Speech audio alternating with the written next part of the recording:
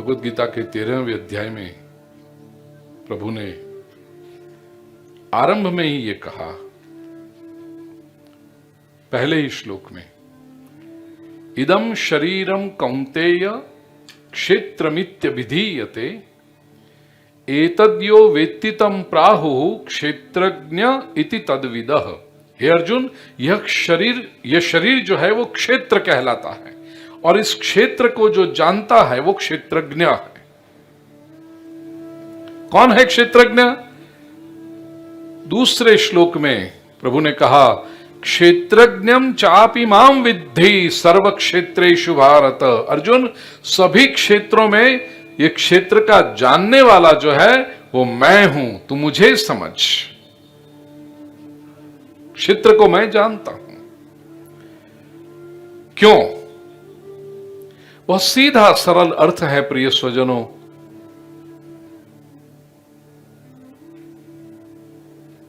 क्षेत्र को जानने वाला। एक दृष्टांत दो, बनी हुई घटना। कथा का बहुत बड़ा आयोजन था, अष्टोत्तर सहस्र 1008 पोथी की आयोजन, हजारों लोग।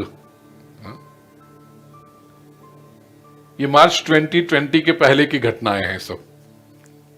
तो हजारों लोग पंडाल में इकट्ठे हुए, तो स्वाभाविक है जब इतनी बड़ी भीड़ होती है तो छोटी मोटी घटनाएं भी होती रहती हैं।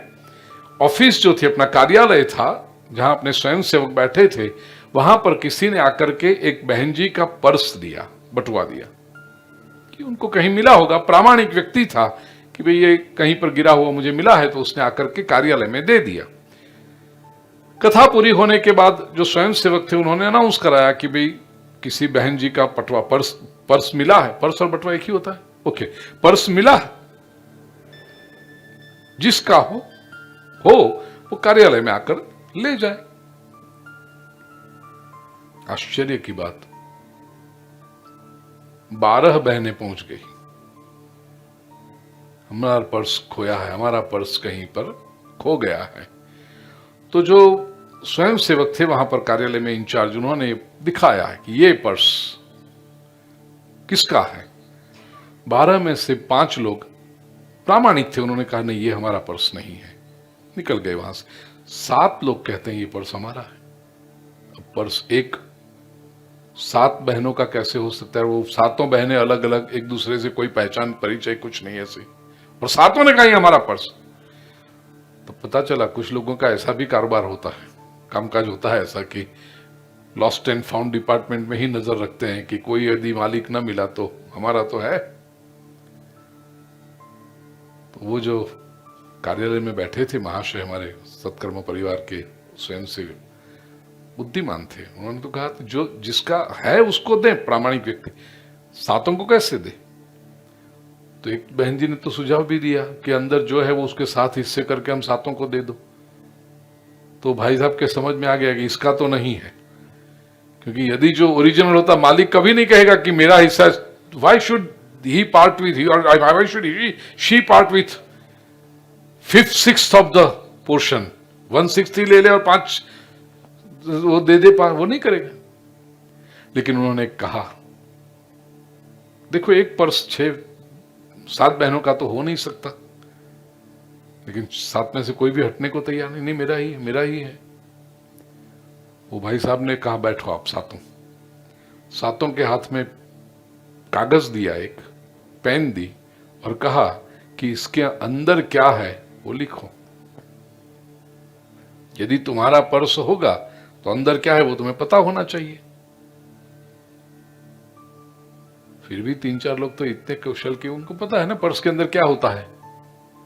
पैसे थे, लिपस्टिक थी, घर की चाबी थी, बस की टिकट थी, ऐसे शूटिंग इन द डार्क। लेकिन पता है इतनी चीजें तो होनी ही चाहिए अंदर।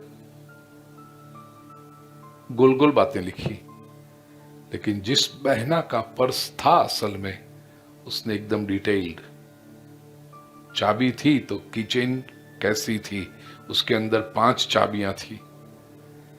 बस की टिकट थी तो 1.5 रुपए की टिकट थी, क्योंकि मेरे घर से इधर आने में 1.5 रुपए की टिकट लगती है। कल सुबह ही मैंने अपने पुत्र की स्कूल में फीस भरी थी, तो 1250 रुपए की फी भरी थी। उस ये स्कूल की 1250 रुपए की फी रिसीट अंदर है, प्रिसाइज इंफॉर्मेशन। स्वाभाविक है ये लिस्ट जिसका था उस बहना को पर्स सौंपा गया कि अंदर क्या है वो तुम जानती हो, इसलिए ये पर्स तुम्हारा है। बाकी सब बहनों की तो गोल गोल बातें थी। ये छोटी सी घटना ने बहुत बड़ा ज्ञान दे दिया हमें। जब कथा के बाद में वॉलंटियर्स ने कहा कि गुरुजी ऐसी ऐसी घटनाएं होती रही, ये भी एक बटुआ है 5.5 फीट का, 6 फीट का, संसार के मेले में खो गया है। और कई लोग इस बटुए के ऊपर हाथ रख देते हैं आके, हमारा है। माता कहेगी मेरा है, 9 महीने मैंने उसको गर्भ में धारण किया है। पिता कहेगा ये मेरा है, पाल पोस के बड़ा किया, उसके लिए कितनी मेहनत की मैंने, पसीना बहाया। दादाजी कहेंगे मेरा है, दादी माँ कहेगी मेरा है, भाई कहेगा मेरा है, बहना कहेगी ये मेरा है। विवाह जब होगा तो स्पाउस, जीवन साथी, जो भी, पति के लिए पत्नी और पत्नी के लिए पति, पति कहेगा ये बटुआ मेरा है, तुम मेरी हो। पत्नी पति से कहेगी तुम मेरे हो। संतान भी कहेंगे मेरी मम्मी, मेरे पापा, मेरे मित्र, और भी बाहर जाओ फिर कितने लोग होते हैं, बाजार के लोग, ये तो हमारे हैं। मालिक कहेगा ये मेरा सेवक है, सेवक कहेगा ये मेरा मालिक है। पॉलिटिकल पार्टीज, ये तो हमारी पार्टी वाला है, ये हमारा वोटर है। सारी दुनिया, किसी न किसी दुकानदार कहेगा ये तो मेरा ग्राहक है, बरसों से हमारे यहां से ही सामान खरीदते हैं। कोई न कोई लेबल लगा के सब लोग इस बटुए के ऊपर मेरा मेरा मेरा। और सच पूछो तो हम किसके हैं? मनुष्य को प्रश्न होता ना, मैं किसका हूं, whom do I belong to? तो इन सब के हाथ में पेपर पेन दे के कहो, कह रहे हो ना हम तुम्हारे हैं, बोलो क्या है हमारे अंदर? इदम शरीरम कौन्तेय क्षेत्रमित्यभिधि। शरीर से तो सब कोई कहता है मेरा है, लेकिन ये शरीर के अंदर क्या है? वो कौन सा मसाला अंदर भरा है जिससे ये मिट्टी का खिलौना नाच रहा है? राखना रमकड़ा मारा रामे रमता राख्या रे। अब ये पूछोगे तो बाकी की सबकी कलम नीचे हो जाएगी। क्या लिखेंगे वो? अंदर क्या है? भगवान कहते हैं मुझे पता है इस बटुए के अंदर क्या रखा है जिससे ये जीवन चल रहा है। संज्ञानम, अज्ञानम, प्रज्ञानम, विज्ञानम, आस्तिक्यम, ये सारी बातें रखी हैं मैंने अंदर। क्षेत्रज्ञ मैं हूं, मैं जानता हूं क्या है इसमें। तो चूंकि भगवान क्षेत्रज्ञ है, जो जानता है वो ही मालिक होता है, इसका अर्थ यह हुआ कि ये शरीर रूपी जो क्षेत्र है, होता ही होगा, किसी जमींदार से, मालिक से जमीन लेते हैं ना लीज पर, कि भाई 10 साल के लिए, 15 साल के लिए हम लेते हैं, इसमें उगाएंगे हम। और ये लेकिन क्या उगाएंगे? मालिक की जो इच्छा होती है वो उगाया जाता है।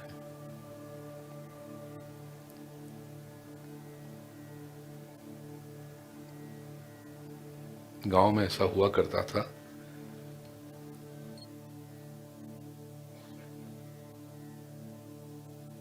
मालिक जो है वो तो खेती कर नहीं सकता, खेती करने वाले सेवक मजदूर अलग होते हैं, और हिस्सा होता है 60-40, 70-30 या 50-50, ऐसा कुछ। ये सब मैंने बचपन में देखा है। दादी माँ थी, दादी माँ के पास हम रहते थे, तो दादी माँ से लोगों को बुला करके कहती थी कि चलो ये 4 महीना ये उगाओ खेत में, जो आएगा वो आधा तुम ले जाना, आधा हमें दे देना।